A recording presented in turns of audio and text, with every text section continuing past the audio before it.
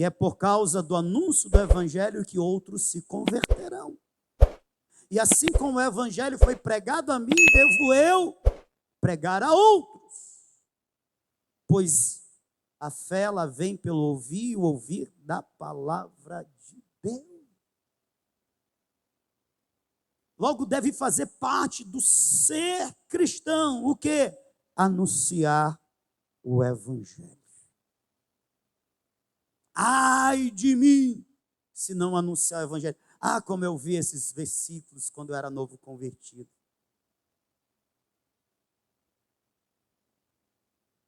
Eita, irmão, se garante, ó, é pregador. Não, meu irmão, eu não tenho do que me gloriar se eu estou pregando.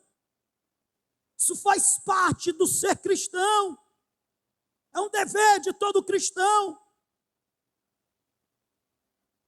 Portanto, ai de mim. Porque que cristão sou eu se eu não prego o evangelho?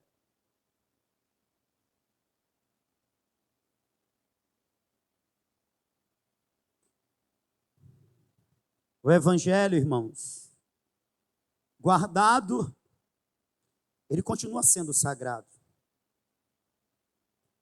Agora, ele pregado, ele é sagrado e poderoso. Poderoso, poderoso, poderoso, poderoso. O evangelho, ele é o poder de Deus. Romanos, capítulo 1, versículo de número 16. Sabe, eu costumava dizer que se a igreja quer ver milagres, se a igreja quer ver o sobrenatural, ela tem que sair das quatro paredes, ela tem que ir para as ruas, ela tem que anunciar o evangelho. Porque quando nós anunciamos o evangelho, nós trazemos ao mundo o poder de Deus. O poder de Deus se manifesta. Poder como esse, de uma cidade que está definhando em morte, ser vitalizada e florescer, e se alegrar, e viver, por causa das boas novas pregadas por 4 leprosos conscientes.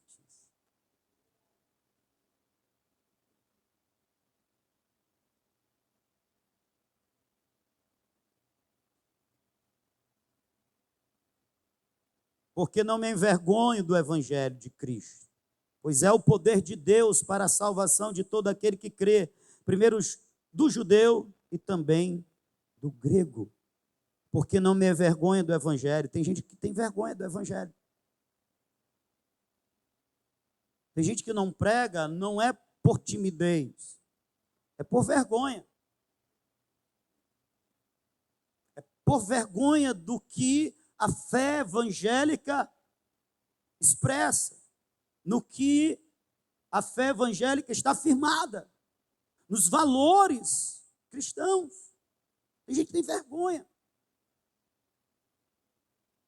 Tem gente que não tem vergonha, portanto, é sem vergonha de receber as graças, as benécias, as bênçãos, oriundas da cruz de Cristo, mas é envergonhado quando é pelo Senhor Jesus convidado a anunciar as boas novas. Como isso pode? Isso está certo? Alguém tem vergonha de ser salvo? Alguém tem vergonha da promessa de morar na eternidade com Deus? Mas de anunciar essa fé? Tem. Está certo isso?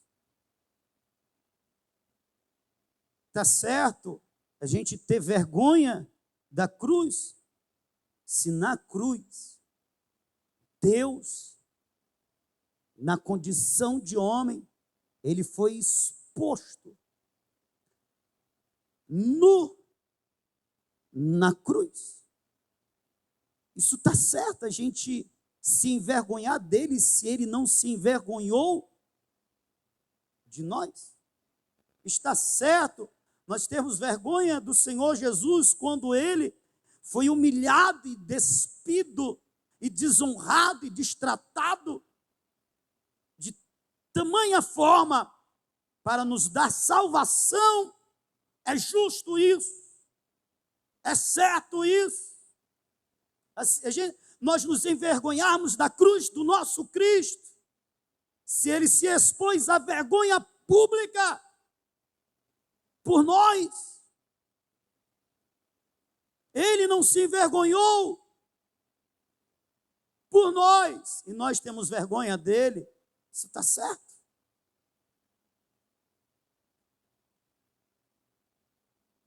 Quando Paulo falou, escreveu isso, os cristãos estavam sendo perseguidos,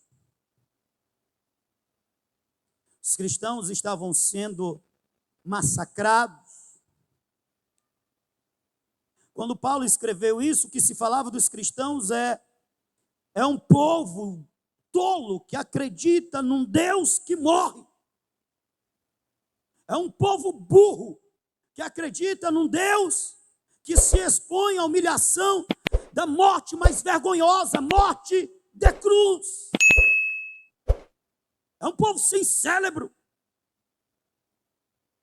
Mas Paulo, em contrapartida a tudo isso que se dizia dos discípulos, ele escreveu: eu não me envergonho do Evangelho, porque é o poder de Deus para a salvação de todo aquele que crê, e eu creio. E escrevendo aos Coríntios, ele diz: porque a cruz de Cristo, isto que está sendo zombado, escarnecido pelos tolos desse mundo, que nos chamam de tolo, a cruz de Cristo é loucura para os que perecem, para os que estão se perdendo. Para eles sim, para os que estão se perdendo é loucura, mas para nós é o poder de Deus, é o poder de Deus, é o poder de Deus. Para nós os que somos salvos, para nós o que o mundo chama de tolo, tolos são eles. Porque sim, foi uma morte humilhante, vergonhosa, mas uma morte poderosa, substituta. Uma morte que nós podemos chamar de uma morte vitoriosa, porque ela cumpriu o efeito, o propósito, salvar este pobre pecador. Como eu me envergonharei da cruz? Não fazemos bem se nos calarmos, tendo nós tão grandes boas novas.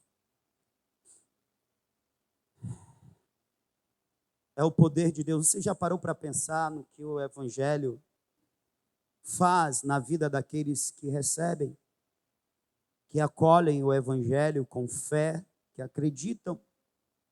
Porque para nós o que cremos é o poder de Deus. Para quem não crê é loucura, é tolice. Mas para quem crê é o poder de Deus. Você já parou para pensar no poder do Evangelho?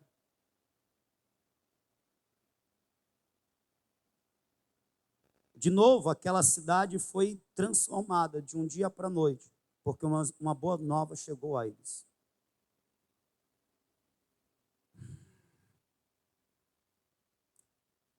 Eu quero chegar num ponto aqui que é o principal dessa mensagem hoje.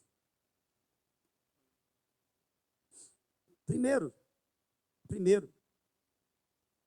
esse poder do Evangelho, ele se vê na transformação de vidas, na mudança da realidade. Em Lucas capítulo de número 8, 35,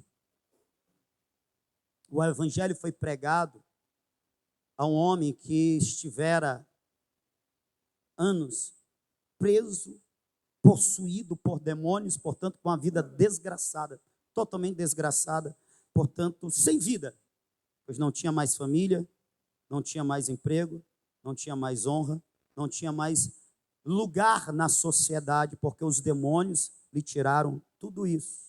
Está me ouvindo? Diga amém. Olha o poder do Evangelho. Eu queria ler com você o versículo 35.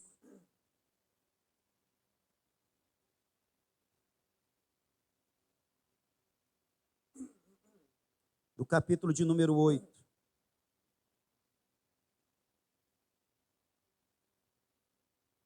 E saíram a ver o que tinha acontecido e vieram ter com Jesus. Acharam então o homem de quem havia saído os demônios, vestido e em juízo, assentado aos pés de Jesus, e temeram.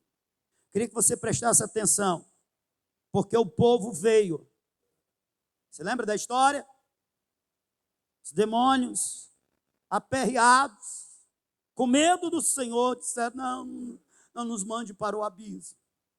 Deixa a gente ir para os porcos aí.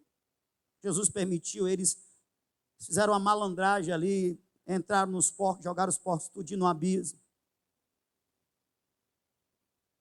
Quando a multidão vem, o povo, eles encontram a seguinte cena: Jesus, seus discípulos, e aos pés de Jesus o que havia sido endemoniado. Que o povo daquela cidade havia tentado prendê-lo para ver se ele não se prejudicava mais ainda, mas não tinha jeito, ele quebrava as correntes. Eles desistiram desse homem, mas eles viram esse homem que antes andava nu, sem direção. Eles encontraram vestido.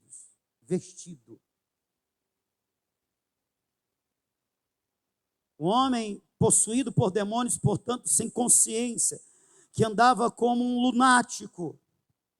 Eles viram este homem em perfeito juízo.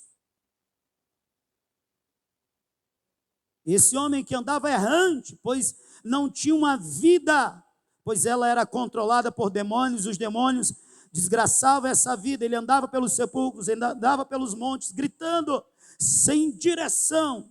Eles encontraram sentado aos pés de Jesus. Que transformação radical. Isso é o poder do Evangelho. Isso é poder do Evangelho. O Evangelho tem esse poder de transformar radicalmente vidas.